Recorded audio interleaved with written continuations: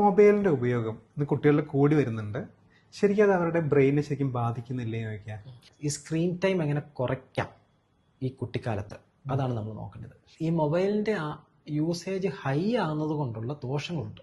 ദോഷങ്ങൾ എന്താണെന്ന് വെച്ചാൽ അവരുടെ ക്രിയേറ്റിവിറ്റിയെ ബാധിക്കുന്നുണ്ട്, അവരുടെ ബ്രെയിനിൻ്റെ സ്റ്റെബിലിറ്റിയെ ബാധിക്കും, പ്രൊഡക്ടിവിറ്റിയെ ബാധിക്കും, സോഷ്യൽ സ്കിൽസ് ഇല്ലാതാകും. ശ്രദ്ധിച്ചാൽ മതി, ഇപ്പോഴത്തെ പല കുട്ടികൾക്കും മറ്റുള്ളവരുമായിട്ടൊന്ന് ഡീൽ ചെയ്യാനായിട്ടോ ഇടപെടാനായിട്ടൊക്കെ വളരെ ബുദ്ധിമുട്ടാണ്.